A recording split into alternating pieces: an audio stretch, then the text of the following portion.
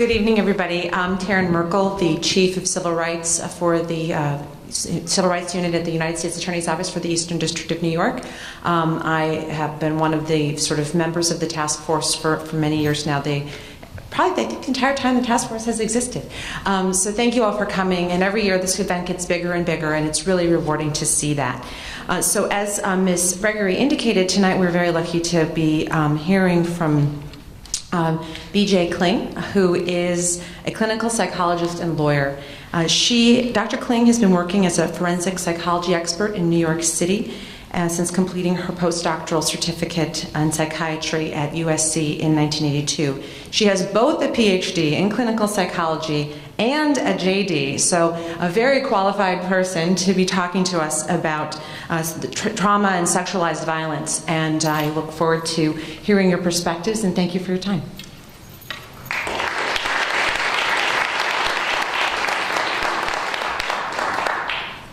Hi there.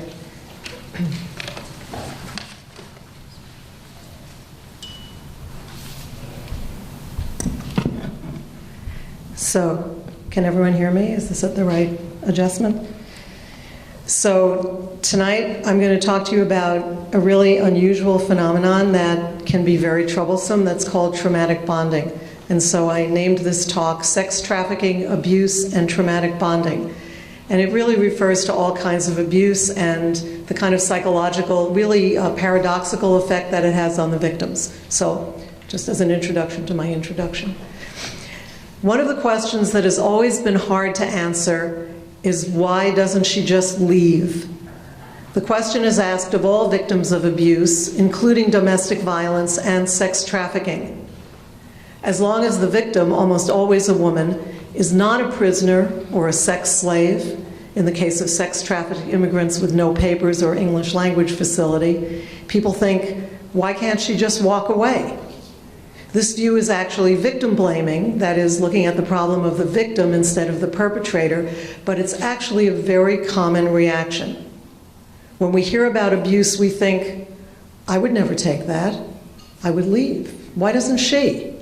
In fact, it's disturbing to think that something like that might happen to us, and we want to distance ourselves from it by thinking of how we would have fought back, defended ourselves, and escaped.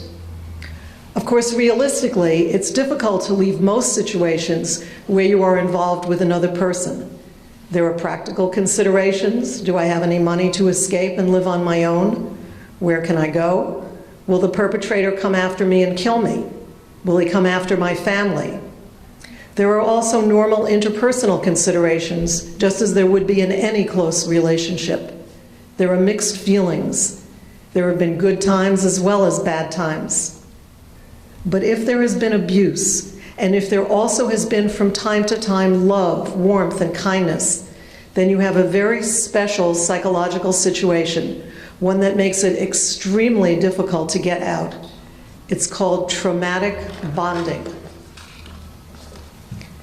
Traumatic bonding is a term that refers to the emotional attachment that a victim of abuse has to her or his abuser. It's used in a general way, but it actually has a very specific scientific meaning. Traumatic bonding is an odd phenomenon, actually counterintuitive, because why would someone who has been abused want to be with or even love the person who is harming them? But it's a commonly observable phenomenon to anyone who has ever worked with abused children, battered women, or many sex trafficking victims. And unfortunately, it can make it hard to work with victims of abuse because they often want to return to their abusers, not defend themselves legally against them, and not prosecute them for their wrongs. Obviously, this presents a problem for those of us trying to help them. In fact, sometimes they get angry at us for pointing out the abuse or attacking the abuser.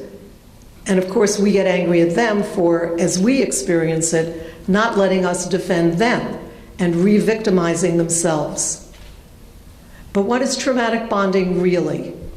It was originally called Stockholm Syndrome to refer to the positive feelings hostages of a bank robbery had for their captors. Then starting in 1981, in Canada, psychologists Donald Dutton and Susan Painter coined the phrase traumatic bonding. In their words, this kind of, quote, powerful emotional attachment is the result of two specific features of abusive relationships: power imbalances and intermittent good-bad treatment. Dutton and Painter focused specifically on what could possibly cause a victim of abuse to be emotionally attached to her abuser. They found that even though it might seem unusual, the combination of these two factors always produced a very strong emotional attachment, even stronger than loving behavior alone. And this was true not just in people, but also in animals. What are these two factors, and why do they produce such a strong and paradoxical effect? The first is a power differential. That means that the abuser is in a position of power over the abused. For example, parents are always in a position of power over their small children. Abusive husbands establish positions of power and control over their wives. Pimps and traffickers usually have physical and financial power over their victims. Thus, the victim must look to the abuser for everything, rewards as well as punishments. The second factor is intermittent good-bad treatment. This must be present to produce true traumatic bonding, and it is what causes the extremely powerful effect. Thus, the powerful person has to be sometimes cruel and punishing, and sometimes kind and rewarding. Like a parent who blows up and beats his child, but at other times hugs and kisses her. Or a husband who beats his wife, but then is very sorry and begs her forgiveness. Or a pimp who sweet talks an underage 13-year-old girl and then takes her out for a McDonald's Happy Meal, while also beating and threatening her regularly. Why does this good-bad treatment bond her to her abuser? It's an empirically observable fact. It definitely does. But why? I think there are two ways to think of it psychologically. The first has to do with the theory of learning, how people learn. The second is an evolutionary perspective. Who are we as socially evolved beings? In terms of learning theory, many, many years of psychological research have revealed, and those of you who ever took Psych 101 will know all about this, how much research there is. There are ways to reward behavior that are extremely powerful, cause the behavior to go on for a very long time, and are difficult to get rid of or extinguish. This is called a reinforcement schedule, or reward schedule, the most powerful one being the intermittent reinforcement schedule. This involves periodically, but unpredictably, giving someone a reward like kisses and hugs or special treats like McDonald's, so the person waits for the reward, but never knows when it will come. The person can wait a very long time for the reward before giving up. For example, gamblers in Las Vegas playing the one-armed bandit, slot machines, are on an intermittent reinforcement schedule. It's easy to see how hard it is for them to extinguish their behavior and walk away from a losing activity. This positive reinforcement schedule is even more powerful when interspersed with negative reinforcement or punishment. In other words, sometimes the person will be rewarded, loved, and sometimes punished, beaten. The beating itself emphasizes the power differential and the person's dependence on the powerful one to give out punishments and rewards. It weakens the person and increases the need for positive reinforcement. The person's ego or feelings of self and self-worth are damaged by the negative treatment, causing the person to need the positive treatment even more. And the mere sensation of beating in and of itself is experienced as rewarding.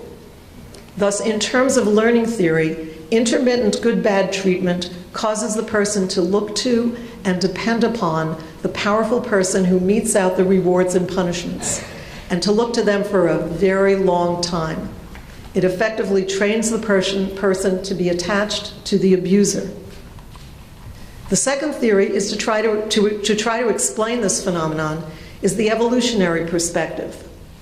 This theory works alongside learning theory and is another way to understand the situation. Many animals, and all mammals, including us, are raised for relatively long periods of time by a mother on whom they are completely dependent. Most of our culture and social behavior is not hardwired in us. Rather, it is taught to us by our mothers. As a result, we have many different cultural patterns depending on where we were born and what we have learned. What is hardwired is our tendency to attach to our mothers and to listen to them and to look to them for instruction on how to behave. In fact, attachment is a major field of study in psychology, starting with John Bowlby and Mary Ainsworth in the 1960s, and has led to a great deal of research on attachment theory. We are hardwired to respond positively to affection and to listen and obey when disciplined or punished, especially by our mothers who, in fact, have power and control over us. This is the norm and works out because the vast majority of mothers use normal levels of discipline and generous amounts of positive reinforcement or love. It produces normal attachment or maternal bonding. However, traumatic bonding could be seen as this arrangement gone haywire. Exaggerated levels of punishment or abuse make the baby weaker and even more dependent on the occasional positive reinforcement. But the baby must attach to the mother or it can't survive. Animal studies with monkeys, dogs, and birds show us that they will desperately try to attach to the most rejecting and punishing surrogate mothers. As reported by Harlow, the world-renowned psychologist who did research on maternal attachment in infant monkeys, quote, "Evil surrogate mothers were used as potential attachment objects. These surrogates," and there are movies of this, "these surrogates hurled the infant to the floor or vibrated so violently as to make the infant's teeth chatter. None of the above disrupted the bonding behavior of the infant monkeys. Instead of producing experimental neuroses as we intended, we have achieved a technique for enhancing maternal attachment." End quote. Early traumatic bonding, that is childhood abuse, also makes a person more susceptible to traumatic bonding later in life. But we are all susceptible to it. So traumatic bonding can be seen as a phenomenon that we, as mammals, are likely to experience if we are under the control of a person who behaves intermittently good and bad to us. This is particularly true if the bad treatment is traumatizing, such as a beating or a rape. The traumatic aspects of the bad treatment itself cause an increase in the power differential and also increase the need for positive reinforcement, which then becomes associated with the traumatizer. The effect of traumatic bonding is also enhanced by another phenomenon, dissociation, a psychological defense mechanism of distancing yourself from your own thoughts. As the negative reinforcement or abuse becomes more distant in time, it is tuned out or forgotten, and the need for the positive reinforcement that is connected with the abuser is more strongly experienced. What to do about all this? Trafficking victims, and in fact any victims of trauma and abuse, can be difficult to work with. They can be alternatively very flat and yet highly emotional, and can have difficulty remembering things, particularly in chronological order. In addition to this, if they are experiencing traumatic bonding, they will periodically want to return to their abusers or have trouble implicating them in the illegal activities the abusers have perpetrated against them. They require patience and clinical skill, something most busy professionals who work with them may not have. Here are some suggestions. First, put aside a lot of time to talk to a victim of sex trafficking. Early contacts should not be rushed. A sex trafficking victim needs to talk at her own pace. Targeted questions will slow her down, not speed her up, and may derail her. To be effective, you shouldn't be very targeted. Schedule many uninterrupted hours if you can. An atmosphere of unhurried listening is critical to establishing trust, which you need to do to work with victims of abuse. Also, if traumatic bonding is involved, It is critical to establish a positive relationship. This will help the victim form a new bond with you and ultimately substitute for and reduce the effect of the traumatic bond with the abuser. To begin with, sex trafficking victims are almost always suffering from symptoms of post-traumatic stress disorder, or PTSD. This is a psychologically normal reaction to an abnormal or traumatic situation. The experience of trauma causes a flooding of feelings which the traumatized person tries to control by dampening all feeling. Sex trafficking victims are likely to have chronic PTSD. In other words, they have been repeatedly traumatized over a long period of time. They may initially have flat affect, that is, they seem completely unemotional and bland. They may talk about horrors with no feeling and minimize the abuse done to them. It is difficult for the average person to relate to this. Listening to these horrific stories usually has the effect of frightening and upsetting the listener, who reacts in a more normal or typical way, because of course, they have not been experiencing abuse for a long period of time. Second, identify a friend, colleague, or therapist that you can talk to about the frustrations of dealing with the victim of sex trafficking. It is normal to find this work frustrating and disturbing. You need to decompress and talk over your own upsets about working with the victim with someone else so that you don't inadvertently take these feelings out on the victim herself. This is a basic technique clinicians use. They talk to each other, not the patient, about how they feel. It is very effective in reducing the amount of acting out or acting inappropriately that professionals might otherwise do if they can't express their feelings elsewhere. Third, work indirectly and let the story unfold. The flat affect of a sex trafficking victim can also be accompanied by a certain level of cognitive disorganization.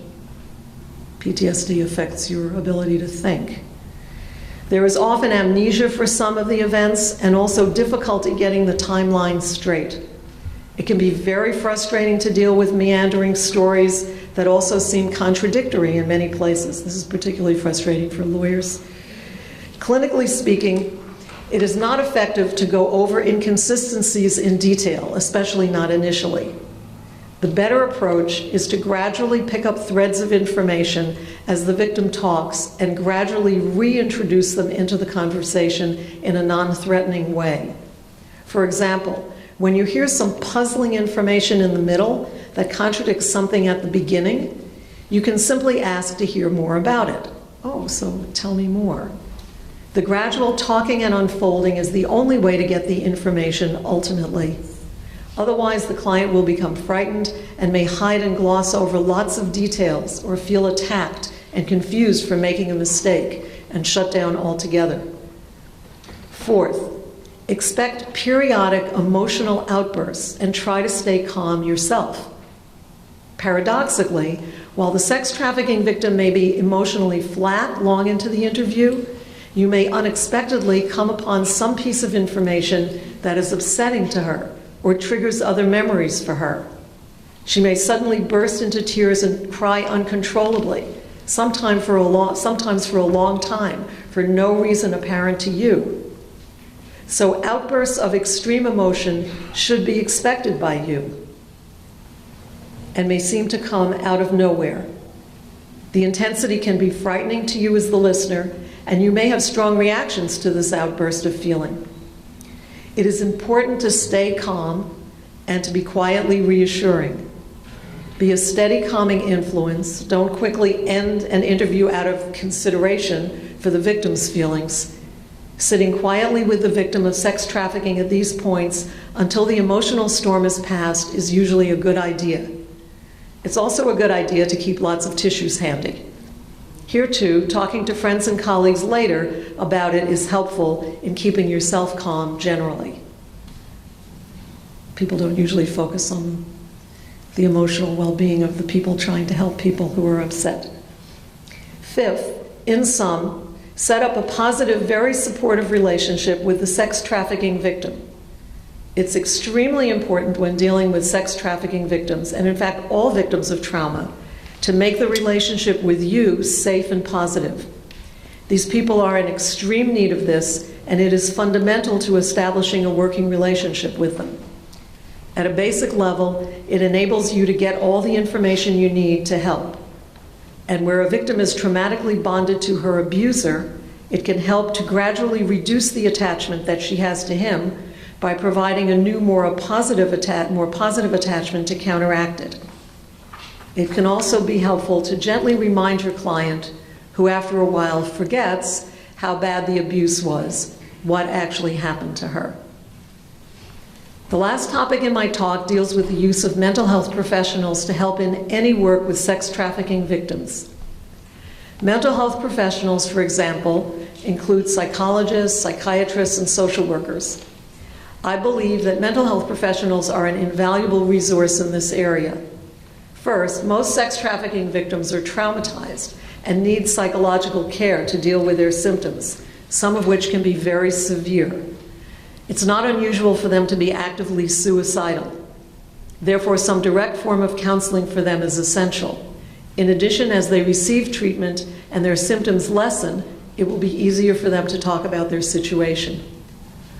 Also, it can be very helpful to talk to the mental health professional about the difficulties you may be having working with a specific sex trafficking victim.